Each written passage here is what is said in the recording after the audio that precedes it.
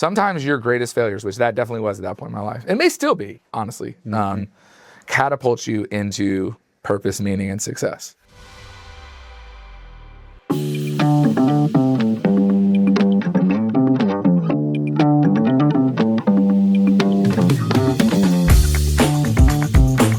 Welcome to the Justin Landis Show, your real estate podcast about having conversations, building relationships, and creating freedom. And today I'm here with Jonathan Rich. Jay Rich, thank you for being here, sir. What's up, man? What's up? Jonathan and I have known each other for a long time here in Atlanta real estate. As real estate agents, Jonathan's also developer, does construction.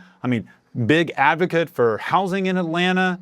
You do it all, and I'm super excited to cover some of that with you today. Yeah, man. Glad to be here. Thanks for having me. Well, take us back to the beginning. You did not originally start in real estate. No. You originally started in rock and roll. You could say that. I could definitely say that. Yeah. So tell me about the rock and roll to real estate transition. So graduated college in 2003, University of Georgia, had an elementary education degree. I was also playing music at the time and just kind of was like, am I going to teach or am I going to pursue music?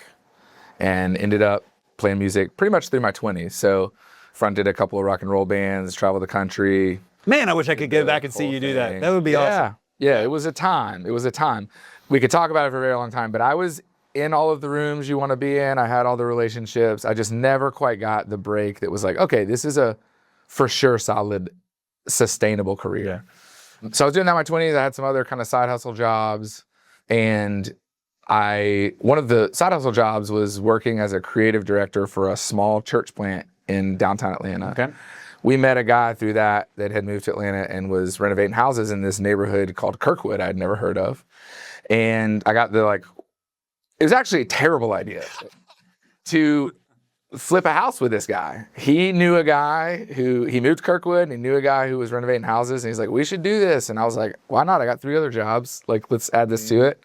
I was kind of interested in the process, knew nothing about construction, knew nothing about real estate, knew nothing about anything really in that world.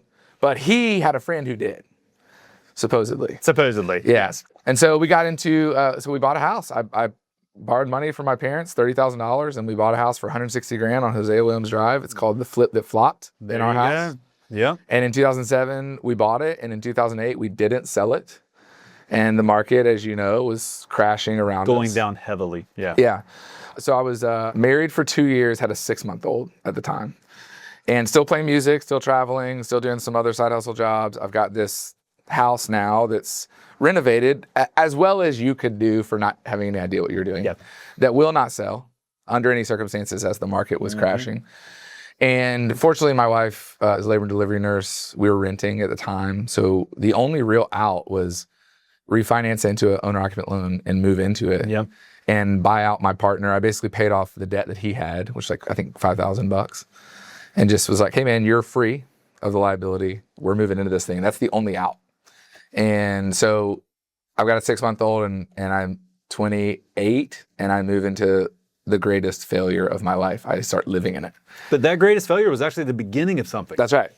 Yeah. So I talk about this a lot. Like sometimes you and I could probably have a whole podcast just around failure and its place in our lives in terms of growth. But sometimes your greatest failures, which that definitely was at that point in my life, and may still be, honestly, catapult you into purpose, meaning, and success.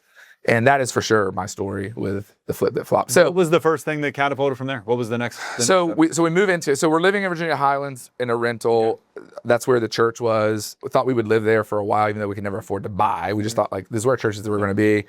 We get forced to move to it was actually Eastlake, but right on the border of Eastlake, Kirkwood. And within 2 weeks I've been working on the house for 6 months. Within 2 weeks of living in the house, it was like a totally new lens, kind of filter of what the neighborhood was, the history of the neighborhood, the people that lived there, just kind of washed over me. I was like, I love this place. I love the architecture. I love the history, the story. Eastlake has a very unique story in our city, from Eastlake Golf Course, and Hosea Williams, who's a civil rights leader. His family had a house 4 houses down from the house that I had renovated. Amazing. So I'm just learning all this history, and Zillow wasn't around yet, but there was an agent in town who had a free FMLS portal you get into, and what people do with Zillow now, I was doing. Yeah. Just what's going on with houses in this neighborhood? Why are they selling? Why are they not? Who's renovating? What does that look like? So that was 2009, was just me kind of doing that. All of my friends were first-time home buyers, and I was referring them to the agent who ironically didn't sell flopped. He was from Woodstock. He was a good guy, but I would literally like help my friends be like, this is a great street. This is a cool house. Here's why you should buy this. And then he would drive in, write a contract. And in 2009, I think he made 35 or 40 grand. That's a lot in 2009. Off of referrals that I gave him. Oh, yeah. And he sent me a Christmas card at the end of the year. It was like, thanks so much for the referrals. And I was like, I should get my real estate license. So that was the first thing. It was not like this is a career. I had a career, I thought, playing music. It was just like, I'm doing this in my spare time. I like it. Yep. I don't even think I thought I was good at it at the time. It was just like this idea of like, I'm already helping my friends do this. Why would I not just get my license? And for sure. So 2010, I get my license. I made $8,000 in 2010, which basically paid for my website. But I learned a ton in that year. What is the biggest thing you learned? Well, I mean, I learned a ton about just like the transactional side of the business, paperwork. I was fortunately, because people had a lot of time, because not a lot selling. The brokerage that I came to was just very caring and loving and just giving their time. So I was spending time with agents who had been doing it a while, who were very good at it. Learning from them. I got a couple of houses that I did soup to nuts. I was cutting their grass. I was staging it with like furniture me and Callie owned. It was like so hilarious to think about now. There were two listings I got that year that I did not sell, that I cut the grass for a year at. And so it was just like hard work, like showing up, saying you'll do what you said you were going to do in this world that I was not. It was very different than music in terms of service and client base. So 2010, I don't make any money really, but I was setting up a lot of things. 2011, I started to have some clients. And so I sold. What flipped? How'd you get those clients? Well, so in 2010, any for sale by owner, there was only 2 dumpsters in the entire zip code that I lived in. And one thing I knew is that we call it geocentricity. This comes from the church I was working at. The church was a very kind of parish model church. And the idea behind the church and the relationships and the way that they wanted the church to grow and build was like, hey, we're only successful if we're growing with people who live in our neighborhood, because that's the way that you can build authentic community. That's the way that you can have relationships and sustainability that last. So I had a similar idea for how I wanted real estate to be. And so I was like, I want to work in the neighborhood I'm living in. I'm going to bring the most credibility. And that's still to this day, 15 years later, my entire business, the way that I talk to other agents, people that have been on my team, is like, to be the best and the most credible at this business, your focus and your goal should be at least 51% of it is in the neighborhood you live in, or the geographical area. I mean, however you want to define that. So that was the goal from the beginning. I love that so much, and that's why I wanted to ask you that question, how you did it, because I think as people look at your business, a lot of people are like, oh, that is what I want. Like, I mean, as you look at like who are the neighborhood experts in different places, it's like, oh, I want to have a neighborhood-based business like Jonathan. Yeah. And so that at the beginning, you were doing everything in the neighborhood to make sure you knew every single thing, like down to the number of dumpsters that are in the neighborhood. So, and we talk about, like, I think this is true. This can translate not only to real estate, but in other businesses. But in real estate, specifically residential real estate, I talk about like the 3 L's that you need to really have a sustainable business.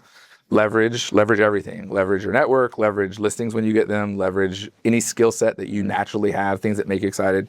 Location has been huge for me. And then luck. There's some level, I could not build my business the way that I built it today. It had to be in 2010, and it had to be in the neighborhood that I randomly landed in because I flipped a house that didn't work. So there was, now, the other side of that is there were 4 years that I worked 100 hours a week. So but there is a piece of that. So the location was huge because, there were 2 dumpsters. I went and met the guys who were building. And I said, I'll list your house for 1%. And I knew, coming from my music background, that if I could, because music, when you're trying to play music and sell records and sell tickets and get people to show to your shows, you're doing like marketing, you're doing advertising, you're selling your performance, but also your brand. And so I knew if I could get a listing, I could leverage that into free marketing in a million different ways. You know something amazing? I was in a meeting with Gary Keller once, founder of Keller Williams, and someone asked him if he were starting over, what would he do? He said he would find people in the neighborhood he wanted to work in, do the first listings for free or 1%. 100%. Just to get the ability to market those listings and the credibility that I can sell houses. That is so interesting to hear you say, I actually did it. My entire business revolves on that one point. That's what I did, because I knew that if I could get 2 or 3 or 4 listings in my neighborhood, and then I did the right kind of marketing, and I put directionals out so you couldn't drive through. I had only been a real estate agent for a year and a half. I had 3 listings, but you couldn't drive through Kirkwood without seeing my name. Love it. Right. So that happened 2011. I sell some for sale by owner listings come my way. I meet 1 or 2 investors that are just starting to come back into the market. I get one of those listings from the dumpster that was in the driveway that I cut the grass for a year and a half. It never sold. I rented it and made $1,100. But it started to roll. I sold 2.8 million in 2011. And then I flipped another house. And that house went extremely well. There's a crazy story with that because I had a random investor that was trying to do it, and I had the deal pulled down to like $1,000 between seller and buyer. Seller was losing money, and they were like, "We can't go any lower." And buyer walked away over $1,000, and so I did the deal. Instead of the buyer, I did it. Yeah. We flipped it. We sold it before we listed, and I made I think like 120 grand on it. And so that was 2011. And then my wife and I did 3 or 4 more renovations kind of in a row, back to back. We had no money. I mean, we're literally But this is also helping you build a brand in Kirkwood as well, because these are more signs you're more seeing. listings. You get to see the buyer demand on them and what people are saying. Yes. You're meeting all the people while you're doing them. That's right. Yeah. Yeah. And then meanwhile, I'm also just living there. So I'm raising my son. Yep. We're making new friends. I'm meeting business owners. It's all of that kind of and it's not happening in 2 months, right? I'm 2 years in and I've still kind of broken even. But then it flipped in 2012. I worked with 11 different investors that year, and all in 30317, East Lane Kirkwood zip code. And all of a sudden, I've got 15 signs. Yeah. And I learned a lot that year because I learned the guys I didn't want to work with, the kind of investors I didn't want to be associated with. Sure. But then I also found 2 or 3 that I thought we could do this together for a long time. And you are. Yeah, and I still didn't know a ton. I'm still learning, right? I'm still 15, 20 deals in. I'm learning so much about the construction process. I'm also learning the other side of retail, real estate as I'm working with normal buyers and sellers. But I sold, I think it was 11 million that year in 2012. So that was a big deal. Big year. Yep. And then it went to 18, and then it went to 35, and then in 2015 I sold 52 million. And so it was just this vertical. Yep. I was number 1 agent in Atlanta that year. And the only, to my knowledge, and this is not, I don't talk about this hardly ever, but to my knowledge, probably the only time that an agent who doesn't primarily sell luxury real estate in Buckhead was the number 1 agent in the Atlanta board. And yeah, it was just this vertical growth, And I also was very intentional during that time of I don't want to just be the investor guy. Yeah. So I was working just as hard at building in my neighborhood a book of business with neighbors, friends, family. And were you enjoying this? Were you happy? What was it like to be the number 1 agent? Great question. So somewhere in that 12 to 13 range, I was doing everything myself. And because I was a creative and coming from the creative background. Which we'll definitely get to that a little bit too. I shot my own photos. I was building my websites. I was doing my own flyers. I was putting the sign in the ground. I was staging for myself. I was going to say you're involved with the design. I'm designing for one of the value adds I was giving to my designers was I was doing the full design set for them. Yeah. So I'm nuts to bolts. I'm finding the deal, telling you how it can work. I'm helping you with planning. I'm going through architecture. Then once we get there, I'm providing the full design set for you. You're not hiring a designer. I'm designing it for you, which was insane at the time. But I was doing all that. And I mentioned earlier the 100-hour weeks. 2012, my wife was like, what are we doing? And I was like, I think this is a thing. It was music as a career, I was talking about, I was it was going kind of like this. And real estate was going like this. And at some point they crossed and I had to make a decision. And that was right around that time. And I sat down and I was like, do you want to do this with me? Because either you do, and we're going to try to make it work. And we're going to say yes to as much as we can. Or I got to figure out I got to say no to some stuff. I got to restructure. Because that part happened really quick. Not the money and success side of it. We weren't even paying attention to that. We knew it would come. But the amount of opportunity and the amount of things to say yes to and the ability to learn and grow, that came very quick. And so she was like, yeah, I'll do it. Let's do it together. And I was like, okay, but my promise to you is I'm not doing this forever. We're going to do this for a season, 2, 3, 4 years. And then at some point we will pivot back to one of a couple of options, which I didn't know at the time, but hiring, building an infrastructure, or I'll pull back at that point. But let's say yes and see where it goes. And so that was 12 to 15, 16-ish was 100-hour weeks, doing everything, failing a bunch, succeeding a bunch. You asked if I was happy. I was excited, and I found myself as a creative pretty early in that process. I think if I hadn't done that, and we can talk about that some, my identity as a creative, as a songwriter, as an artist, coming into this very antiquated transactional sales-based business. Yep.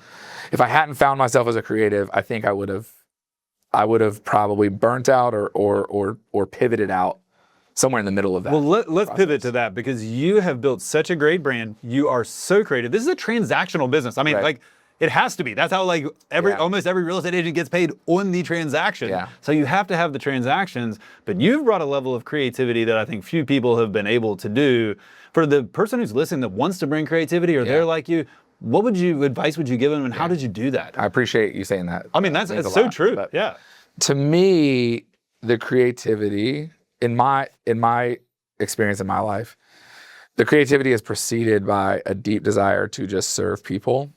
And I think if you start there, so we'll come back to the creativity piece, but I think if you start there, you're then able to supersede and put the transactional nature of this business in its proper place.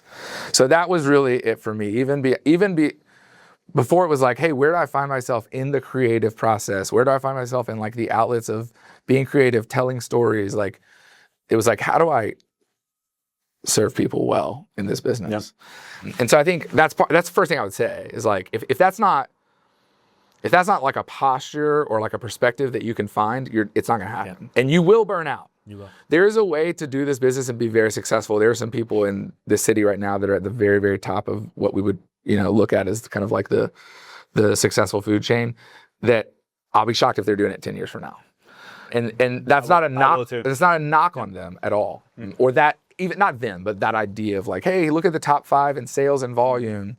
It's just like, if people isn't at the foundation, and service and the care for the client isn't at the foundation of the work you're doing, you can have systems and transactions that get you to the top, but you cannot stay there, because at the heart of this business, it is service oriented. It has to be. There's only so much human capital and time you have to give to someone. Mm-hmm. And it takes a tremendous amount to get to whatever that transactional top is. Yep. But if you're service first, people first, you still have to pay your bills. You still have to find a business structure. Mm-hmm. If you hire people and have employees, you still have to have a P&L that works. But I think if you have people kind of at the foundation preceding it, there's a lot more tackiness to the sustainability of the job. The way that we would talk about it when I started my team was, I didn't bring people onto my team and say, hey, you need to be really good at business, and you need to be really good at like contract coordination, and really good at sales. You need to be really good with people, and I can teach you all that other stuff. And then I would say a standard for my team is people over profit every time without condition. And what that means for us is, if you get into a deal and the only way for the deal to work, it's the right thing for your client, and it's the right house, or it's the right sale or whatever, the only way for the deal to work is for you to forfeit your commission. You would do it without thinking about it. That's what that standard means. Rarely ever happens. Yep. I've done over 1,000 deals. I've maybe done that 3 or 4 times where it was total release of the commission. But that's the posture you have to bring to the deal. So if you can do that, and you're good with people, everything else we can get to.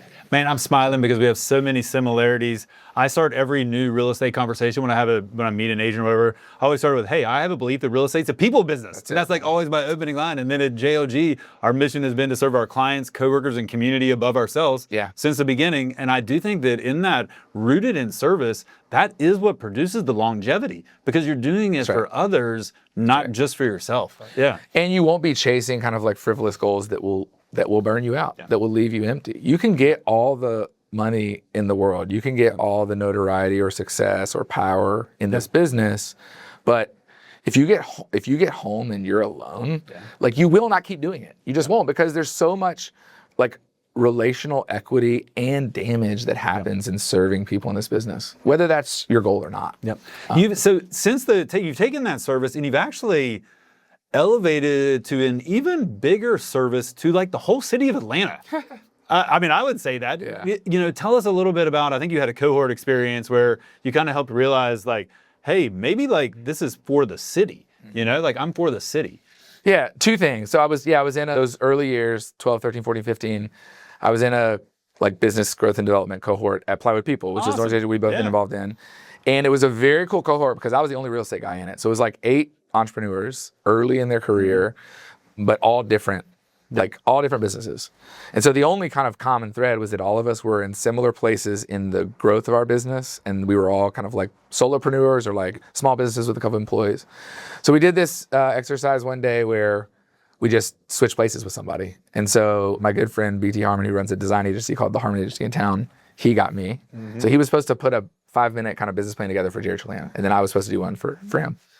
And in that, and then we presented him. And in that presentation, he said, it's like one of the most important things, there's, you have seminal moments in your career where somebody speaks into your life. This was one of the most important ones that happened to me. He said, it's probably like 2013. And he was like, hey man, I think with Jared Atlanta, like, you're not actually in the business of real estate. You're in the business of Atlanta. And real estate is just the vehicle for you to be successful in it. Yeah. And I think what he meant by that at the time was just like, I care deeply for the people of this city. I care deeply and am incredibly proud and interested in the history of this city. And I truly do believe that this city is distinctively unique globally because of our history, because of where we sit geographically, and because of what's happening currently in the city. And so I've used that and I've leveraged that, like my love for it. It's the same as the people piece. They're connected. Like my love of this city and its kind of position and history and what it says. There's a guy who runs a company in town called Atlanta Influences Everything. It's the same philosophy of like, hey, when you look at what's happened in the city, it really does have global impact. And that now shows up in your marketing, in your social media, and your client conversations, all of that stuff, right? Yeah, 100%. And it's not like lip service. It's not an idea. Oh yeah. It's not a sales pitch. Yep. And that's, I think, what BT was saying as well. And it's like, it's not a sales pitch. This is just, I'm just trying to be the most authentic version of who I am. And for the people that want to like take the ride with me, like, let's go. Well, let's kind of wrap up with that. I mean, we've had some great offline conversations about real estate marketing. You have some strong beliefs for the real estate agents listening of like what they should be doing from a marketing standpoint. And you have done awesome real estate marketing. Talk a little bit about how you've been authentic to yourself and how you've elevated real estate marketing, and maybe give some advice for some people that they want to do the same thing. Yeah, it's really interesting because the majority of the conversation's been around kind of like a people first perspective, and then like finding out who you are, being authentic in that, and those two things merging. I'm about to tell you a bunch of things that I believe strongly about marketing, but there's a precursor, an asterisk to anything I'm about to say, and that is, I believe currently, and even moving into the next digital age of AI and how it's affecting the business, also the way that the real estate brokerage model is shifting significantly currently with Zillow and Compass and private exclusives and all these kind of ideas, and then how AI and technology platforms will supposedly like serve the client and the agent better. All of these things are happening pretty rapidly. I believe 5 years from now, this statement will still be true, which is 80 to 85% of your business comes from the people you know, your neighbors, friends, network, and then the people that they know. The marketing and advertising that you do beyond your personal brand, which is what gets you that 80%. Your personal brand is not a logo and a website and identity set. You need all that. We'll talk about in a second. But your personal brand is how much people trust you and how relationally, how much equity you have in the relationships you've built. And that is where the first, it might be 75%, but it's way more than a majority of your business is going to come from. Excellent marketing and advertising closes the gap on the last 15 to 25%. So that's kind of like the asterisk that I would put. As somebody who takes marketing extremely seriously, has invested maybe millions of dollars at this point into it. Yeah. And from a creative standpoint, I do a lot of stuff that is not does not have ROI. I do it because I think it's important to me and I want to do it. Even with all that, like, I still believe that trust is going to be the ultimate foundation to build your business on. That being said, you need to be good in marketing and advertising moving forward. You just do. There's been some tremendous change digitally the last 2 to 3 years post-COVID that we could talk about in a longer form conversation. But the last 2 years, if you're building a business or starting a business in residential real estate, you cannot not have a digital footprint. Yeah. I would have said in 2020, you cannot be on Instagram and still be successful in real estate. No. It's very challenging to do that at this point. So you've got to have a digital footprint. You've got to have a brand narrative. You've got to know who you are. That's the most important thing. That ties it all back together. Yes. You know who you are. You know what your purpose is. You know who you're for. That makes all of the marketing so much easier. That's right. Yeah. The build out of a digital footprint. What I mean by digital footprint is if I Google or I get on Instagram and do a search and I'm trying to find out who Jonathan Rich and Jared Atlanta is and what have they done, like what do I find and how easily do I find it? That's your digital footprint. So website, social media, YouTube, videos that you've recorded, reviews. Yeah. How can I find you in the digital world? And there is a shift that's happening. Post-COVID, some stuff happened that just video became way more relevant. Video became easier to create. Yep. AI is doing massive things to change the way that you can create digital content. Yep. And so that was a major obstacle 5 years ago that is becoming less of an obstacle from a financial standpoint. So then it's like, how creative are you? What kind of story do you want to tell? It's getting easier to do that without having to spend $10, $20, $50,000. I had a friend who was in content creation. In 2015, he had to rent a helicopter to go get like aerial shots. It's like you can just like hire a drone operator for $200. I have a friend and he's now doing this with AI. Yeah. He's creating the entire images and with maybe AI. you and I will do another episode about AI separately, but we should, yeah. But the point is, the creation of the content is becoming the barrier to the access to entry is much, much lower. So there's just more of it. Yep. What you've got to do is figure out who you are and what story you're telling.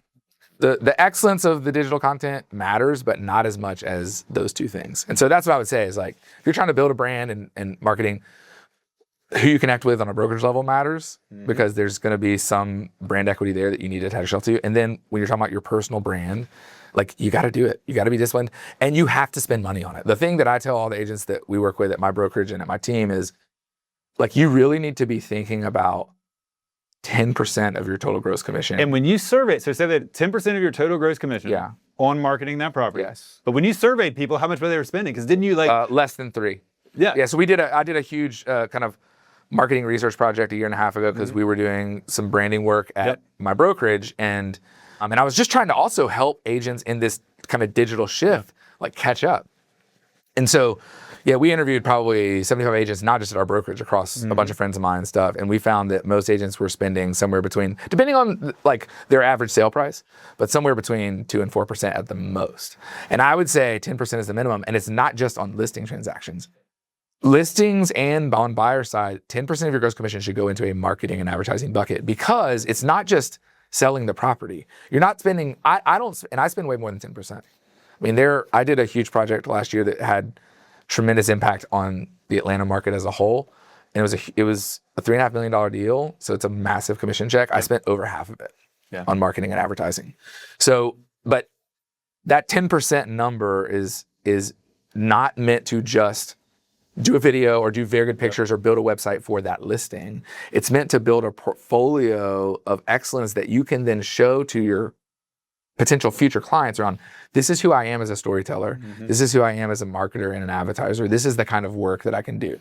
So you're not just, like I think so many agents have this kind of scarcity mindset or like short-term, like sprint mindset of like, I just got to get it done to get this listing sold. And it's like, no, you're doing something that's building a portfolio and a foundation of who you are as a marketer and an advertiser. And that is as important as it's ever been kind of in the new digital age. So on that note of marketing, if someone is brand new and they're seeing all this stuff that you're doing online, everybody's doing online, and they're like, do I need these headshots? Do I need to like hire this videographer? Do I need to, like, what does someone new, they haven't sold a house yet, they just got into the business, need to actually do on their marketing? So first thing is stop following other people. That's, I think, comparison will absolutely put you in the ground in this business right now because there's these avatars of what you think agents are doing versus what they're actually doing that are kind of dominating the digital landscape. So and thanks for saying that. Yes, I would say like don't be following other agents, especially agents you don't know or trust like a lot until you get to a place that you 100% are confident who you are and what you're supposed to do. So if you're asking the question like, what should I be doing or how should I be doing it? Or I don't know how to do marketing. Do not start following other people online. So that's step one. Step two is I think before you spend any money or much time on creating something, you need to do like some personal work or find someone in your brokerage or find an agent that you do know and that you trust that is doing really good marketing and do some work trying to just figure out like, who am I? What is my brand? What kind of story am I trying to tell about myself? When somebody finds me digitally, what do I want them to know about me? In 5 words or less, how would I describe who I am? That's an exercise that I give all of our agents when they're starting to build their brand, is I say, you need to, in 5 words or less, tell me who you are. Love it. And then we do an exercise where we say, okay, what would your friends and your best friends and your family say the 5 words are? And then if you have clients, what would your clients say the 5 words are? And then we compare the 3. So it's like, I would say, do that first. Figure out what kind of story you're trying to tell. And then you can build some of the assets after that. And the assets really are less important. They're not important, and they're becoming more and more as the digital age kind of moves forward. But like the authenticity of who you are and the message you're communicating is paramount. And so then after that, headshots matter, but they only matter as you run into the filter of who you are, right? Like, don't just go do a headshot to do one. Feel like if your brand might be, like for me, I was this rock and roll kid who was just trying to figure out where I fit in this business. I was not going to drive a Range Rover. I was not going to wear a suit. I had big square frame. Do you remember the first time we met in person?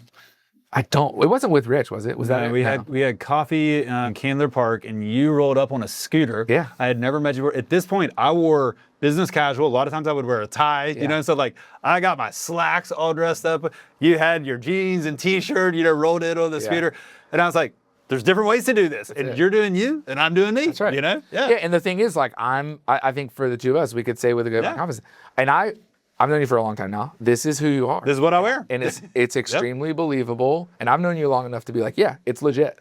Right? And so that's awesome. There are people who Range Rovers and slick suits and crazy swoopy hair. That's who they are. It's very, very minority of the total population, but that is true.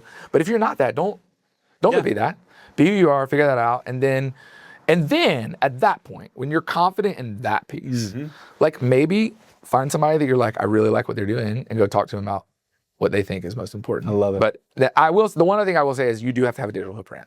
Yeah. That's new for me. I was not saying that 3 years ago. And I have completely changed. I mean, built my business completely conversationally, relationally. I mean, very little social media the first 10 plus years of my career. And same thing, the last 2, 3, 4 years, I have completely done the consumer landscape is changing in our business around that. The one caveat I say is like, if you've been doing it 20 years and you've got a network and you don't want to, that's cool. As long as you keep having the conversations. If you keep having the conversations with those people, yes. But for everybody else, anybody that's trying to build, anybody that's in the middle of it, like it's changed. You just have to do it. So, man, Jonathan, thank you so much for being here. I mean, talking about the service, the creativity, I mean, the brand, the marketing, it's just really been awesome today, and I really appreciate you. And I do want to have you back. We can get into more AI and marketing in the future. So I look forward to that. Yeah, man. Thanks so much for listening today. Make sure you like and subscribe. We don't want you to ever miss an episode. We will see you on the next one.